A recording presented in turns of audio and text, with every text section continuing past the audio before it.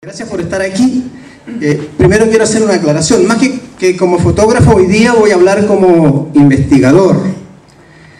Y quiero empezar con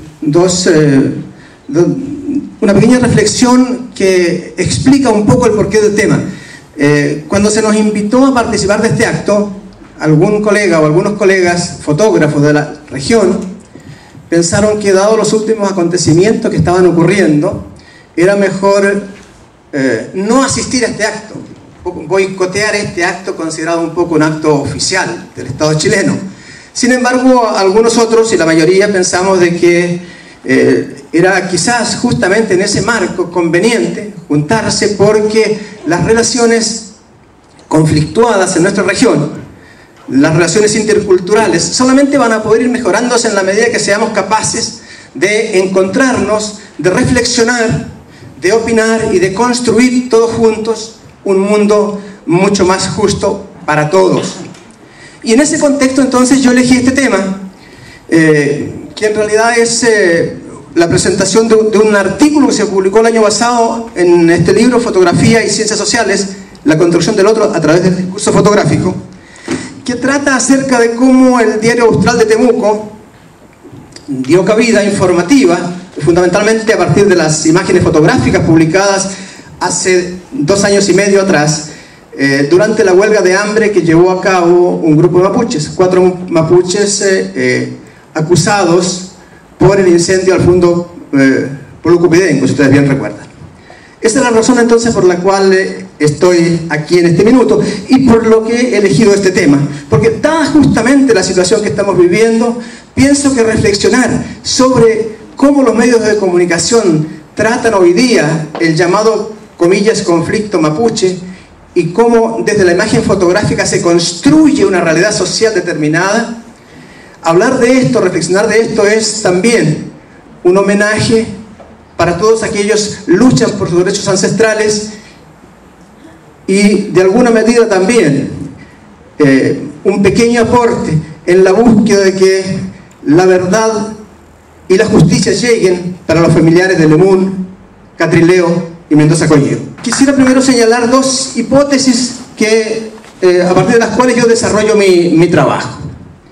Y la primera es que los medios de comunicación masiva, y el Diario Austral no escapa ni puede escapar a ello tampoco, reproducen de una u otra manera el discurso de los grupos que detentan el poder político de la sociedad en que nosotros estamos viviendo. Y que en términos prácticos, en estos medios de comunicación no aparece la perspectiva, la mirada desde el otro lado, es decir, en este caso desde el mundo mapuche, que levanta una serie de reivindicaciones frente al Estado chileno. Estamos en una situación en que el Estado por un lado, el pueblo mapuche por otro, y particularmente algunos intereses económicos centrados en lo que es la actividad forestal, más que nada, viven en una situación de tensión que en los últimos años se ha agravado considerablemente. La segunda tesis es que el discurso fotográfico, y vamos a ver lo que ocurre a través del ejemplo concreto de estos diarios, criminalizan, en algunos casos ridiculizan a los actores que llevan adelante entonces esta lucha reivindicativa a la que hacíamos referencia, y a las acciones. Y aparecen entonces una serie de conceptos que, de tanto ser considerados, propuestos, se hacen ya, los incorporamos de tal manera, gracias, que los consideramos como reales. Entonces hablamos, por ejemplo, de acciones terroristas, o hablamos de el conflicto mapuche, en fin, que no son conceptos que hayan aparecido desde la reflexión de todos nosotros. Nadie nos ha preguntado cómo denominar esta relación, sino que son conceptos trabajados, impuestos de una u otra forma a través de los medios de comunicación masiva. Yo quisiera primero, antes de que analizáramos el discurso concreto sobre el tema que hacía referencia, señalar 3 o 4 ideas centrales desde autores que han escrito mucho sobre el periodismo, sus funciones, la manera de acercar a la realidad a los lectores, ¿sí? Entonces, necesariamente voy a apoyarme en esta oportunidad en la teoría crítica del discurso, en aquellas teorías que intentan explicar la construcción de la realidad social a partir de los medios de comunicación de masa, y en la teoría semiótica, que intenta ver entonces a la fotografía no como una mera copia de la realidad, sino más bien como una construcción de sentido de la realidad. Allí hay una cita de un texto de Van Dijk, si puedes retroceder, que señala que los mensajes de los medios no son transparentes. ¿Qué quiere decir esto?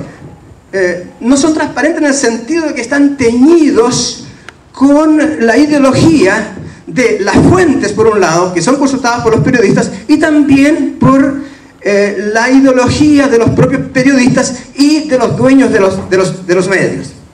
Hay una construcción, por lo tanto, ideológica basada en las definiciones dadas por las fuentes acreditadas por los periodistas. Es decir, no es que los periodistas mientan, engañen o inventen información.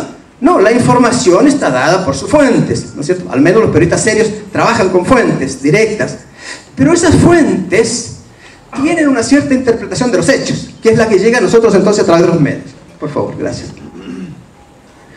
En ese sentido, plantea el mismo autor, los medios de comunicación no son un mediador neutral, lógico o racional de los acontecimientos sociales, sino que ayudan básicamente a reproducir ideologías formuladas o reformuladas.